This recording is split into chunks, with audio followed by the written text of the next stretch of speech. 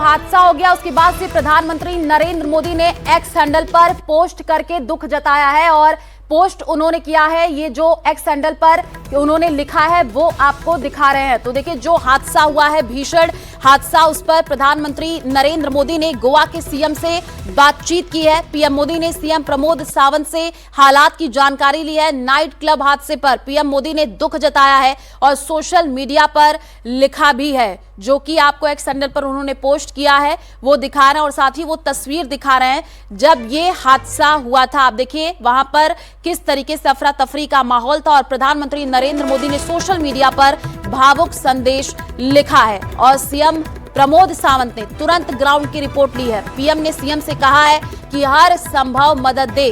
तो बड़ी खबर आपको बता रहे हैं और तस्वीरें भी साथ ही साथ दिखा रहे हैं। जो गोवा नाइट क्लब में हादसा हुआ उसके बाद से प्रधानमंत्री नरेंद्र मोदी ने सोशल मीडिया पर एक भावुक संदेश भी लिखा है और सीएम प्रमोद सावंत से उन्होंने तुरंत ग्राउंड रिपोर्ट ली है और साथ ही साथ पीएम ने सीएम से कहा है कि हर संभव मदद की जाए।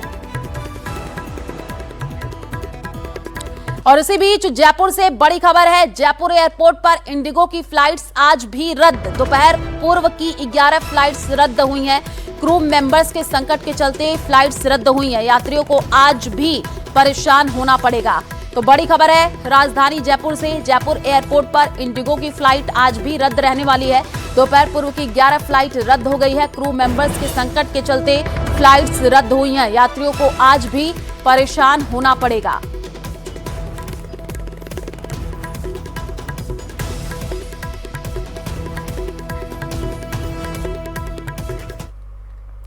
और इंडिगो संकट पर सीईओ को नोटिस। हवाई संकट पर डीजीसीए का कड़ा रुख देखने को मिला है। डीजीसीए ने 24 घंटे में जवाब मांगा है। इंडिगो के सीईओ को नोटिस जारी कर दिया गया है। इंडिगो संकट पर एक्शन में है डीजीसीए। डीजीसीए का इंडिगो के सीईओ को नोटिस। संकट के लिए सीईओ जिम्मेदार। तो देखिए, सीईओ से 24 घंटे में जवाब मांगा गया है। ऑपरेशन मैनेजमेंट में गंभीर चूक। तो बड़ी खबर आपको बता रहे हैं, इंडिगो संकट पर सीईओ को नोटिस और हवाई संकट पर डीजीसीए का कड़ा रुख देखने को मिला है। डीजीसीए ने 24 घंटे में जवाब मांगा है। इंडिगो के सीईओ को नोटिस जारी किया गया है।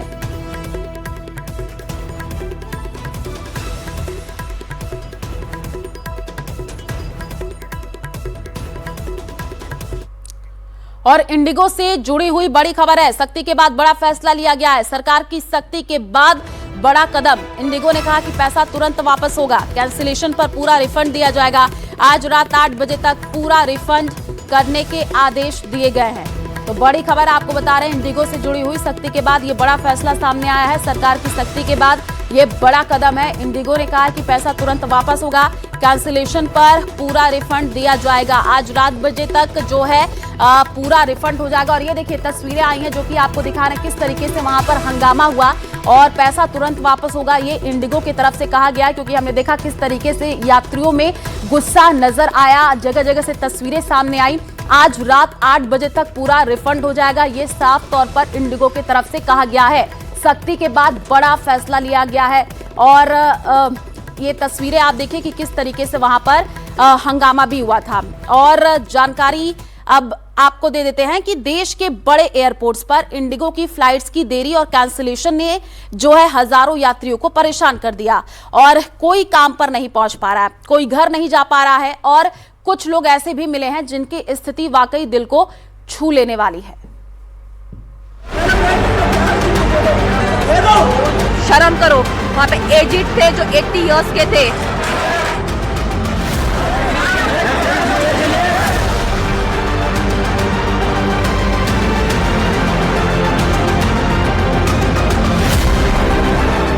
दिल्ली एयरपोर्ट पर इंडिगो की फ्लाइट्स में देरी और कैंसिलेशन के चलते ये नवविवाहित जोड़ा एयरपोर्ट पर फंस गया है। शनिवार सुबह ही इन दोनों की शादी हुई है। दूल्हा दुल्हन ने फेरे लिए और अब इन्हें ओडिशा लौटना था, जहां 8 तारीख को इनका रिसेप्शन है। लेकिन लगातार फ्लाइट कैंसिल होने से ये परिवार समेत एयरपोर्ट पर फंसे हुए हैं। परिवार बता रहा है जो फ्लाइट मिल रही हैं वो 8 तारीख की हैं। उसी दिन उनका रिसेप्शन है, यानी समय पर पहुंचना लगभग नामुमकिन लग रहा है।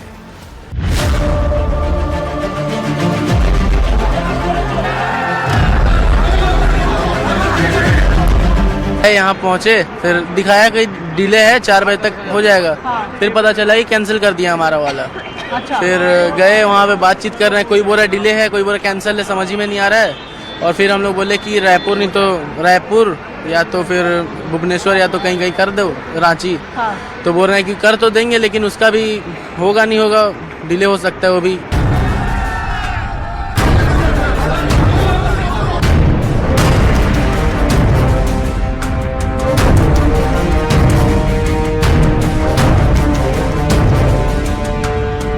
नवविवाहित जोड़े और उनके परिवार का कहना है कि उन्होंने कई बार इंडिगो स्टाफ से मदद मांगी, लेकिन उन्हें कोई समाधान नहीं मिला।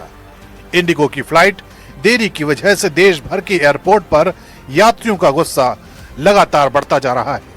कई घंटों तक लोग बिना जानकारी के इंतजार करते देखे जा रहे हैं।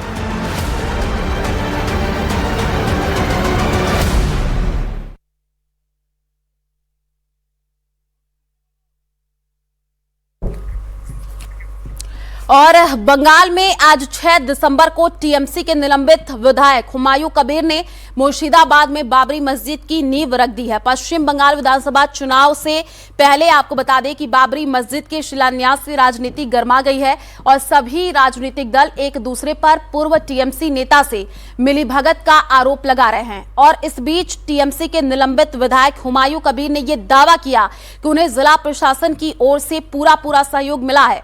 ये रिपोर्ट देखिए।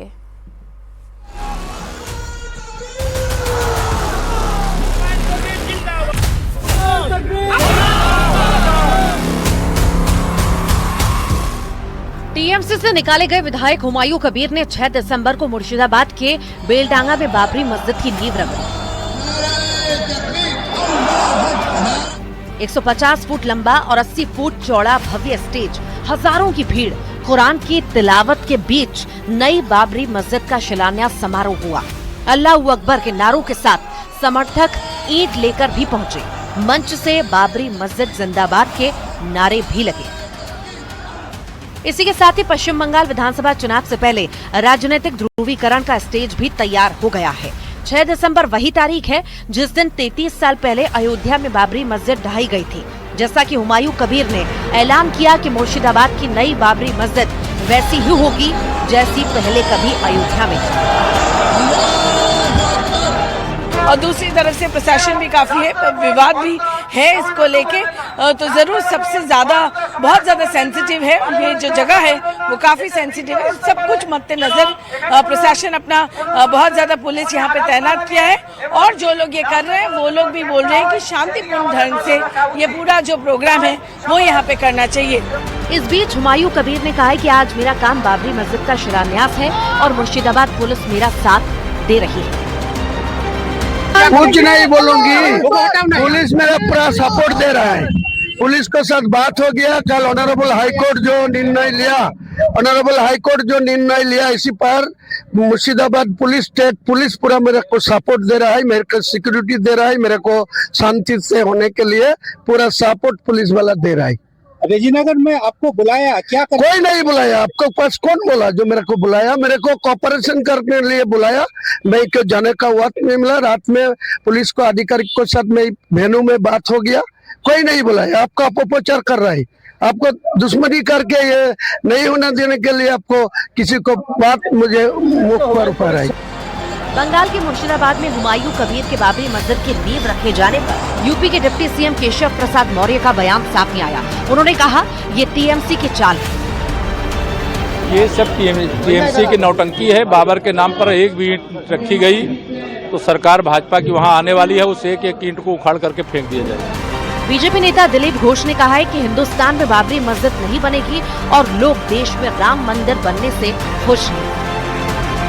देखिए, बाबरी मस्जिद हिंदुस्तान में कभी नहीं बनेगा और बाबरी मस्जिद का जो शोक मना रहे हैं वो मनाते रहेंगे, उसे कोई फायदा भी नहीं मिलेगा। 450 साल आंदोलन के बाद बाबरी ढांचा का जो शहीदी हुई है वहां पर राम मंदिर खड़ा है और पूरा देश के लोग इसके पक्ष में है। तो इधर कांग्रेस नेता इमरान मसूद ने हुमायूं कबीर को बीजेपी का एजेंट बता दिया। ममता जी बंद क्यों नहीं करती? ममता जी बंद करें ना। ममता जी को सख्त एक्शन दिखाना चाहिए। उनको कहीं का डर लग रहा है? मैं बहैसियत मुसलमान कह रहा हूं, सख्ती के साथ एक्शन करें, बंद करें। ये तमाशा नहीं चलेगा। मस्जिद बनानी है, मस्जिद बनाओ, लेकिन मस्जिद का नामांकन इस तरह नहीं होगा कि तुम नामांकन करोगे नफरत के नाम के ऊपर। तो बीजेपी से जब वो निकले तो फिर टीएमसी में ममता बनर्जी लीक क्यों? तो ये तो बात ममता जी भी जवाब देंगी, मैं थोड़ी जवाब दूंगा। ये जवाब तो ममता जी देंगी, मैं थोड़ी दूंगा ना।